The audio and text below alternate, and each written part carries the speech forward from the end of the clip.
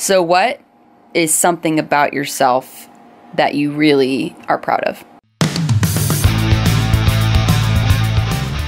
Guess who we're visiting? Hey, how's it going, everybody? What's up? Yeah, I'm rocking the bad hair because Windham felt self-conscious. Not that self-conscious. But anyway, hey. I probably shouldn't show the front of this house though, or this neighborhood. That's fine. I wasn't thinking about it. No, it's okay. It's okay. Oh, dox. No, no doxing. Don't dox it. Don't dox it, guys. No doxing. So this is what we're doing right now. Like it looks like if I look up here, it looks like I'm looking up at the sky. Because I'm supposed to look at, anyway. So what we're doing, guys, is we're gonna go on an adventure to go see kittens because Octo really wants a kitten, and I'm trying to be like, you haven't even met this type of kitten. You don't even know if you like it. Yeah. So let's go see if we. What if we fall in love with one? Then maybe we have some room to talk. Oh, well, that's already said and done. I mean, I know y'all are gonna fall in love. Well, with one's particular, because cats, they tell you. Cats pick you. Yeah. What if you pick the cat? No, the cat The one picks you. chooses the wizard, Hermione. Yes, that's how it is with cats too. So we're about to go over there. So are you ready? Yep. Okay. So now we're going undercover. I know. There's a car. Yeah, there's a car behind us. We're going undercover as Nate runs into the car parked behind him. Yeah. No, please. Oh no. No, my truck would do terrible things to that car. That's a very good point. Is that a Camry? No, it's not my fault. Oh God. Oh, watch out. I see it. Car. Oh yeah. All right. And in this episode of Renegade Ramble, you find out that Nate can't drive. No, I'm just kidding. Linda, come on. I'm trying. We're just picking. We're picking. I get you. Yeah. Buckle up. Safety, ladies and gentlemen. Nope. I'm gonna die. If I die, I die.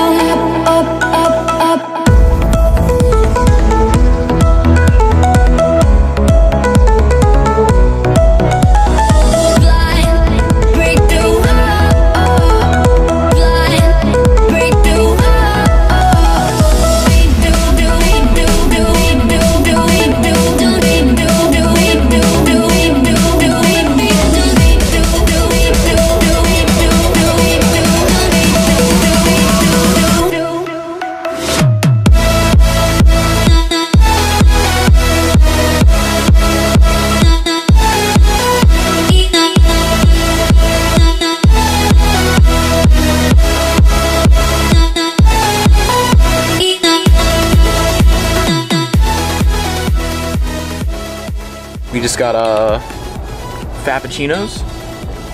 Windham's taking hers. Mine's a Frappuccino. Yeah, mine's He said he felt a little girly. I feel like. So I said you could call it a Frappuccino. Yeah. And then it's That's what we did, and that's what I called it. Bunch of children.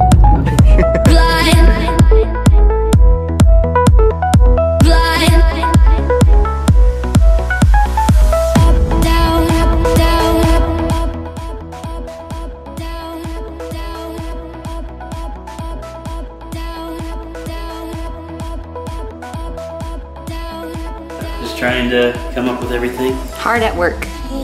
Oh, pretty girl. Oh my goodness, you can really see her eye boogers in this camera. I mean, she can't help it, so. No, it's not her fault. All right, this is the real star of this vlog, is Dixie. And Dixie comes to us from North Carolina. Her favorite food is French fries. And when she grows up, she dreams of being a poodle. Not really. What do you think she would grow up to do? She dreams that she would be a mattress tester. I'm gonna do hard hitting real fast. Oh, go ahead. You ready? You want me to do hard hitting? I'm gonna do one that we didn't plan on. Okay. Go ahead. So what is something about yourself that you really are proud of? Like, what's something that you've either done or a character quality in yourself that you're super proud of? The fact, okay, when someone calls themselves selfless, you take it with a half measure because that's one person's own opinion on it. However, the majority of the people that I've come across in my life, from my friends to my family members, have all said that I'm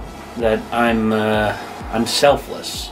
Although personally I don't see myself as selfless. I just see myself as I try and do the best that I can for people whenever they ask me to do something, or even I sometimes go up and out of my way for some of my friends because in the past I did a friend's wedding pro bono because he was my best friend growing up, and I owe him a lot, and I think that's really one compliment that people have paid to me that I really took to heart. Yeah. I mean, that's one thing I can really say is I'm happy about. Yeah. Now, how did you meet the majority of the people that you collaborate with on your channel? Because I feel like every time you have any type of stream, I feel like someone is just desperately asking that. They're just constantly being like, how did you meet everybody? How did it all come together? Even though you say it every time, but not everybody goes back and rewatches. No, it's fine. Not everybody goes back and rewatches streams. Yeah. And not everybody goes back and rewatches stuff that's like an hour-long talk because you never know what they're going to discuss. Of course. Hey, we're infamous for that. Hey, we ramble. That's what we do.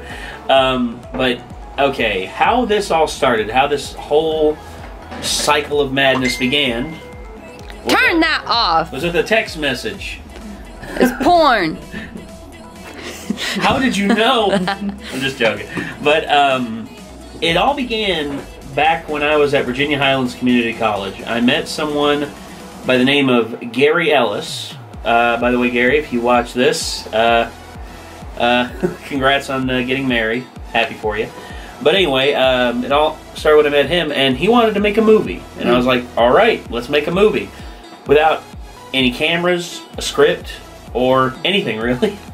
And we decided that we needed someone who was good with cameras, and that's when we came across someone named Jesse Nunn.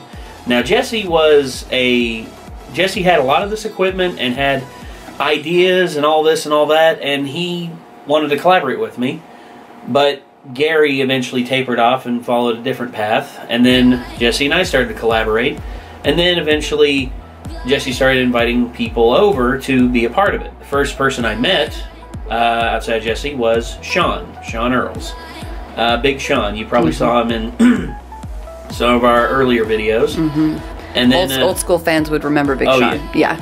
And then of course after that I met Micah, and then I met Caleb, and I built connections with them, and I had an idea for a YouTube series that I ran by Jesse, and Jesse didn't want to do it. He said it was below us, as he put it. And I was just like, well, I don't like the fact that I'm being put down before we even have a chance to give it a shot, so let's give it a shot. And Jesse pretty much made it pointedly clear there and then that if I did that, then he didn't want me around anymore. So I was like, okay. So anyway, I called up Sean and I called up Micah, and in the first reaction video, it was Micah and my mom, and if you go back, there's a lot of videos of him and his mom, and she's a very lovely lady. We were at her house earlier, and yeah, and super welcoming, super nice lady. Yeah, and that was where it all started, and then eventually we started to pick up steam. Sean came over, was in several recording sessions with us, and we had a lot of fun with that. And then eventually, Sean stopped coming by because of his job picking up. And he said as soon as he got in a good position with his job, he'd start coming over more. And then about a week after he told me he finally got his at-home position, Sean passed away, which was a very shocking moment for me because he was only 34 at the time, and I'll never forget when I was at work. This is when I was still working at AT&T. When I found this out, it shocked me to my core. Just like I couldn't believe that at 34, and right when he was about to come back to the channel, I mean, he was very excited. But then when that all happened, we moved on from it and we kept going. And that's when Ben got involved. Ben actually got involved after Sean passed away. Ben got involved, I believe it was late 2015. Micah invited him up, and Ben has been a part of the channel ever since. And then after that, people have come and gone. Bo, he came and went, as did Elena, Carly, Jacob, Michael, all of them. My cousin Zach has been in with us on several things, and currently he wants to do more stuff, but it's kind of hard to do whenever you're working a full-time job and have 2 kids, and are married, and have been married as long as he has.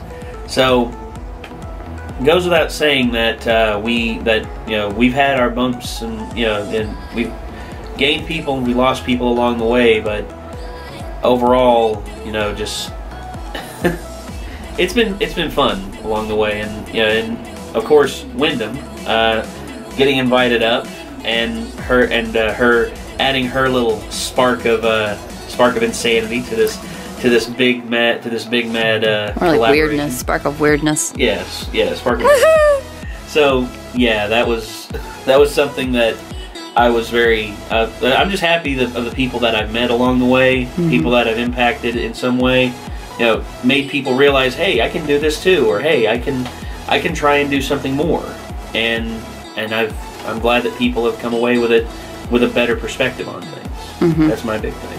Yeah, that's cool. All right, well, here's something. Do you ever have people messaging you saying that they're going through something and that your channel has helped them? Yes. I received.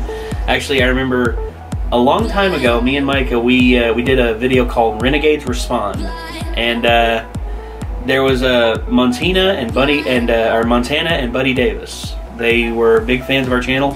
Montana, actually, we met her. I haven't met Buddy yet, but Montana told me that Buddy was a big fan of our channel, and we helped them get through their divorce, or their parents' divorce.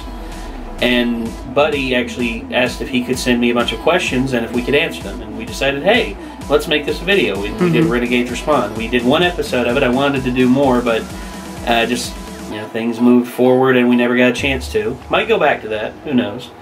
But it was really interesting to see how Buddy, the questions that Buddy wanted us to answer because of that. And whenever people tell me that our channel has made them smile or has impacted them in a good way, just like a lot of people, one thing I hear is that they feel like they're hanging out with friends whenever they're watching us do reaction videos, and whenever they tune in for live streams and we do something absolutely crazy or absolutely off the wall. Shave your head.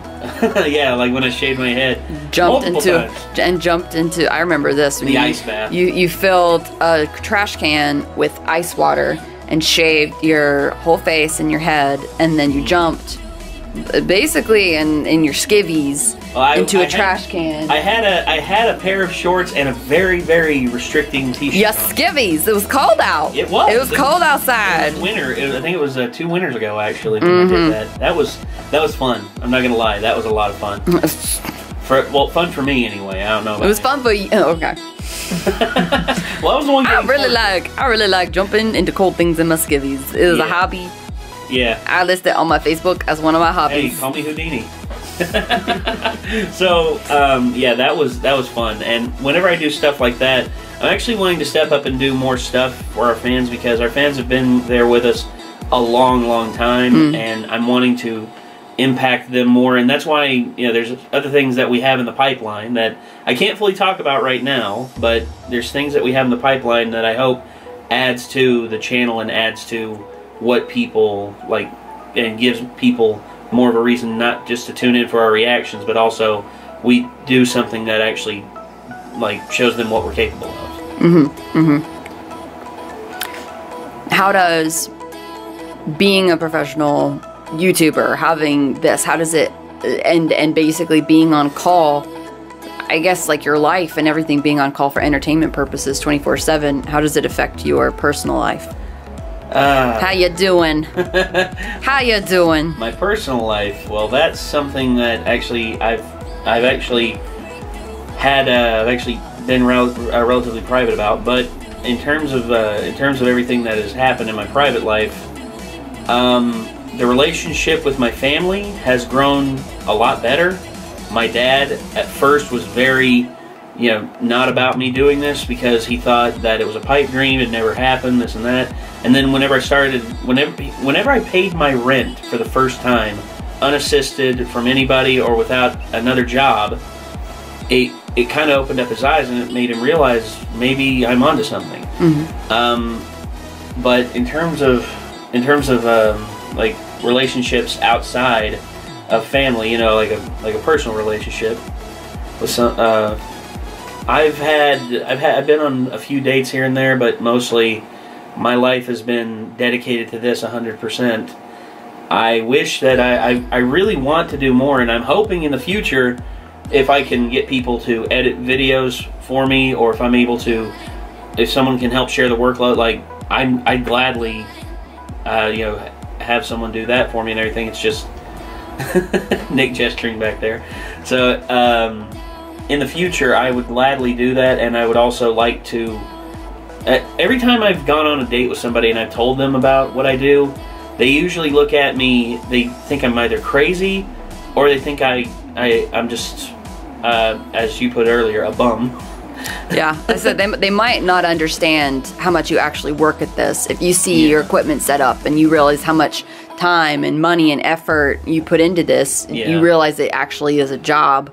But until people see that, they might just be thinking, oh, okay, you're one of those. It's like people that say, oh, I want to be a DJ. Yeah, like, okay. Yeah, they think I'm a NEET, not an education or training. That's one thing that I've heard I've heard someone call me that because of my life. And I'm just like, I'm not in education or training because this is my life, this is my job, this is what I do. And I've worked hard at it. I mean, almost 5 years at this. 5 years of scraping and grinding and putting my and of course the building of the Discord and the building of the community, that has been something that I really want to have more of an impact in. However, it's just there's barely enough time to do anything because I'm branching out and I'm doing other things for other people, like with Primordic Studios, the School of Morton, helping them out, helping everyone grow in their own way. So not only does that help them out, but it helps me out as well because it diversifies my workload and it also gives me more revenue streams potentially. Yeah. Like if things go great at Primordic, that's another revenue stream. If School of Morton goes well, that's another revenue stream. Plus, it's professional wrestling, something I've been passionate about my entire life. I mean, do you smell what the Renegades are cooking? That's my terrible Dwayne the Rock Johnson I'm sorry, the Dwayne Rock Johnson. That's Dwayne Rock. That's what they call him. That's what people at Wrestle Talk call him. It's absolutely hilarious. But there's things I'm passionate about and other stuff I want to do, but it's just with relationships and everything, I barely have the time to do it. I often find myself in situations that are very stressful and that have people that I find people taking advantage of me in some cases. And I don't like that. I don't like how that makes me feel because I've had that happen to me way too often in my life. I've had people pretend to be my friend, and the only reason they pretend to be my friend is because I can do stuff or get stuff for them, and it's just like, oh God. It hurts. It hurts to have that happen. And so then you hit polls. No, I hit polls because of an F up with a recording program. Other than that, I've never really done anything like outside of, like, most of it's a bit. Like in one Markiplier video that we did, I think it was one of Markiplier's Rage videos, I pretended to pick up the keyboard like I was going to toss it, but I wasn't going to. I actually just like lifted it up over my head, and then I just sat it back down. And and then after that, there was also one where I stormed off. Like when we did the Last Jedi, how it should have ended, I actually like let go, like, ah! And then I stand up and I go off to the side and I go, ah! Just like, and that's mostly like a cathartic release, but I'm doing it as part of a bit. That, if I'm being honest, because I really only get angry when I think it's merited, and I've never hurt anybody. I've never hurt anybody. The only person that's been hurt is myself, and yeah, that's not very smart. Can I answer a comment? Yes. I've been hanging out with Nate a lot recently. He's really not an angry guy. When we watched Freddy Got Fingered by the Nostalgia Critic, though, I had to question that. No, that's me. That's me questioning my sanity. That was me because I've heard people up and down say that movie is a great movie in a certain light, and I'm like, It's a great movie. it's not. No, Do you think that this is gonna last forever? no, I do not. So what are your long-term plans? Because I feel like that's something that people constantly ask of YouTubers. It's, you're dedicating so much time and so much of your life and also years when you could be working on a skill or investing into a company or a job. Where are you going to be left after this? And are you taking the time to develop working skills, etc.? Well, personally for me, I've the skills that I've developed in terms of like my ability to build a computer from the ground up, my ability to understand programming to a certain degree, my ability to my ability to edit videos, my ability to do all of these things. It sort of has made me a jack of all trades when it comes to entertainment.